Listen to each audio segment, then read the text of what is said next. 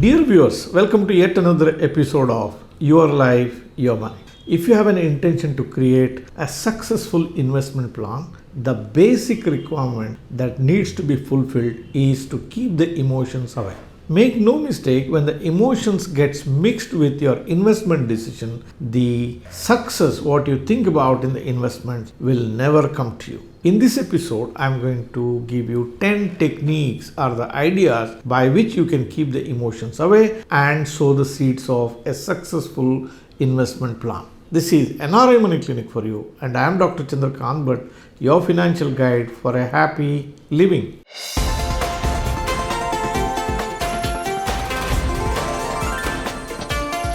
NRI Money Clinic. No hype, just the right advice. Now let us find out how you can keep your emotions under control when you set out to do your investment. Number one, ask yourself, why are you doing this investment? If you get an answer that I am moved by the newspaper report, I am moved by the television channel, I am moved by the party talk that was happening in yesterday's party, then you should be cautious. You are taking a decision based on the emotions which is created in you. You could have been moved by the sensational reporting. You could have been moved by what money your friends or colleagues would have earned. That could have made you take that investment decision. If you take a decision at that point of time, make no mistake, probably it will not work in your favor. If you get an answer, I am not doing it in a proactive way, rather I am lured into doing this because I heard, watched or read through something which is interesting. Keep the decision away for some time. Technique number 2 to keep the emotions away. Invest defined amount of money at defined periods of time. When you are moved by emotions, what can happen is you might commit a disproportionate amount of money for buying something. Or you could be picking up a wrong time. Or you could be committing to something which you are not very comfortable with. Instead of this, suppose you decide to invest in a disciplined manner and you commit certain amount of money every month or every quarter or every half year or every year, then you can keep the emotions away. Now look at what happens in case of SIPs of the mutual fund. You decide the scheme, then you do not worry what's going to happen in the market. Market could be down, flattish, or it could be a bullish, but you commit the same amount of money. It could be the same case when you are investing in a small case. It could be the same case when you are investing in a unit-linked insurance plan. It could be the same case if you are investing the same amount of money into some stocks through your Demat account. All that is required here is committing the same amount of money at the same defined periods of time. So this will make sure that you are not overcommitting or you are not struck by fear or greed. Rather, you go in an orderly way of investing. This definitely keeps the emotions away. Technique number 3 to keep your emotions away.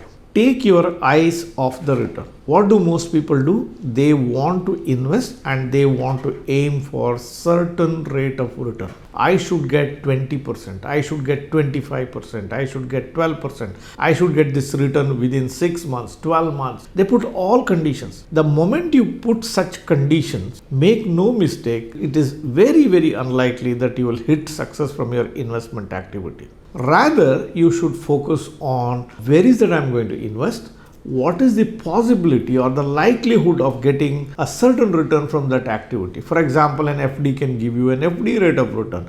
It is defined, you know the lower boundaries, you know the upper boundaries, you know the interest rate cycle, you know this is the expectation. If you invest in stock market, you know what it might give to you, but it is not a guarantee. But if you put a condition that I must get so much, the stock market may not give you, or the stock market requires a long period of time. Likewise, when you invest in a real estate gives you good return. How much return it gives, we don't know. How long it might take, we do not know. So take the returns out of your calculations. Rather, focus on the possibility of getting the return. Stick with your decision. Give it the time that it deserves, then the returns will automatically come. But if you start looking at the return month after month, year after year, quarter after quarter, comparing with A with the B, then it results in creation of an emotion in you. Both the high returns as well as the low returns are going to be a problem. If it is a low return, you feel dejected, you feel sad that I did not get good return. If you get a very high rate of return, you will not judge whether this is going to be a daily affair, this is one-off event. You may commit disproportionate amount of money into that particular asset class, which may sow the seeds of failure going forward. So do not focus on return, just focus on the asset class, just focus on the process that you have to invest, and everything will work out very well for you. Technique number 4 to keep the emotions away. Do not discuss your financial affairs. What did you buy? Where did you invest? What did you sell? How much returns you make with your friends, relatives, or colleagues. When you discuss, what happens is that the person on the other side will not sit quiet. He will make comments. He will tell about what he did, or he will tell about what he heard. He will tell about his own opinions, which may make you change your mind. You may feel sad, you may feel great. Both the things, the fear, the greed part of it, will make you veer away from your established path of investment for which you have committed the money. So do not discuss. When you discuss this with your friends and relatives, it creates emotions. The best way is to avoid it. Technique number 5 to keep your emotions away. Learn to redirect the emotions. It's very easy to say, do not bring emotions into investment. Emotions are part and parcel of our life. It's very difficult to keep the emotions under check. But there is one possibility that you can do, that is redirecting the emotions. Instead of killing your emotions or finding it difficult to control that emotions, if you are able to redirect the emotions, then you can create a success story. Let me tell you how you can do it. Now there are 2 ways you can direct the emotions. One, let's say that I should get a high return. You are directing your emotions towards a high rate of return. Or you say, I must invest in stock market. You are directing your emotions towards the stock market. Instead of that, let me tell you one another way. You direct your emotions towards achieving the life goal. Let's say that your child has to go to college at 17 years. Focus your emotions on that particular life goal. Focus your emotion that time period when you need the money. Once you focus your attention on the life goal, the path to achieving that life goal can be different, and you will focus on life goal. You will focus on achieving it the easier way. You will focus it on how much allocation of funds you have to give to achieve that particular life goal. Let's say that you need 50 lakh rupees to send your son for a higher education. And if your financial means permit, and without taking any risk, you can achieve it by keeping this money in the bank FD itself. Why should you be taking an investment risk by putting money in something which is unknown or something which we do not know how much time it takes, like a stock market or a real estate,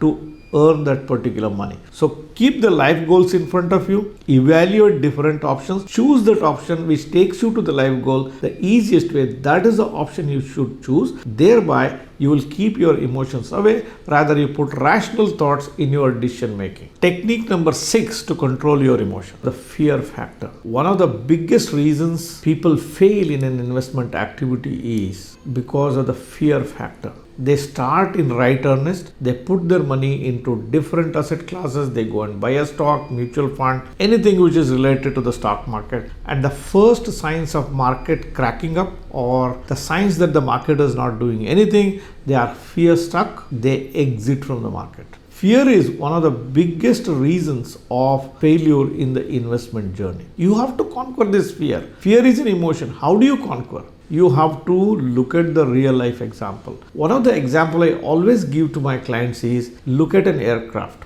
If man has conquered the air travel and created the most safest mode of transport, there is something that we can learn from this. The learning that we have to see from the air travel is, between 2 points, point A and point B, no aircraft can travel without even a little bit of a turbulence. The turbulence is part and parcel of an aircraft journey. Likewise, when you are investing, the turbulence, the prices going up and down, we call it as the volatility. People confuse volatility with the losses that they make or the profits that they made. So the volatility is part and parcel of your journey. Understand, volatility is very essential for you to make decent, good amount of return. Likewise, aircraft is also a symbol of high risk. There can't be anything which is more riskier than an aircraft. It moves at close to 800 to 1000 kilometer speed. There are no street lights, there are no controls. It is working against the gravity. It has that combustible fuel. Even the minutest mistake done by a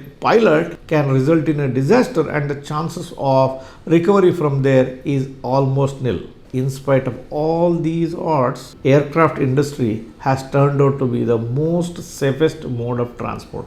How did they make it happen? Simple. Following a process, completely taking out the emotions. These days, pilots fly less of an aircraft, rather the machines fly. They have automated most of the things. Likewise, even in your investment, when you start with this, you put that process, allow it to run the course. Do not meddle with it. Don't get moved by what happens all along the way. Take a lesson from the aircraft industry and emulate in your own investment journey. That would help you to keep the emotion of fear away from you. Technique number 7 to control your emotion. Believe in the story of hare and the tortoise. Who has not heard about the story of the hare and the tortoise? The fast moving hare, the slow creeping tortoise. In this story, it is the tortoise which wins the race. In the investing world, there is nothing which is different. It's not the hare which wins the race in an investing world. It is the tortoise which wins the race. The one which moves slowly, steadily, without trust, without discipline, gives it the time, doesn't take a rest. Those are the people who win it. So it doesn't matter whether you put small amounts of money or whether you put large amounts of money. What is very, very essential is you should stay in the market. You should stay invested for longer periods of time. Should not be worrying about, should not be comparing yourself with somebody else who is trading, doing a futures and options, boasting of his investment success, comes to the market once in a while, completely goes off and comes at some point of time.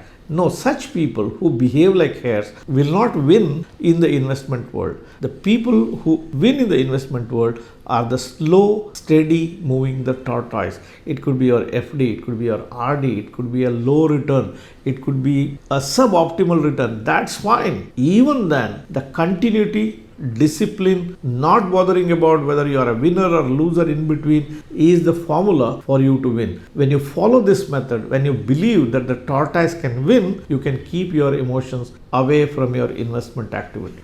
Technique number 8, just delay the decision. Let's assume that you have taken a decision to invest and you are not very sure whether you are taking this decision based on rational thoughts or whether you are moved by emotions. The simple way to check is delay taking the decision by a couple of days or couple of weeks. Then what happens is, if you have taken a decision based on your emotions, emotions will subside. There are two things which simultaneously happen or exist in a person. One is emotion and second thing is common sense. The both are very, very powerful and both are required. Emotions makes your life interesting. Common sense makes you take the rational decision. The problem here is where there is an emotion, common sense does not exist or it takes the back seat. So the common sense is very essential to create success, not to do mistakes and take very rational decisions. When you are overpowered by emotions, the common sense takes a back seat. The best way to handle this situation is emotions are not long lasting. It's like a soda gas. It will come and it will vanish. Whereas common sense is your true life partner. It exists with you all the time. We have heard the elders telling us, don't scold somebody when you are angry.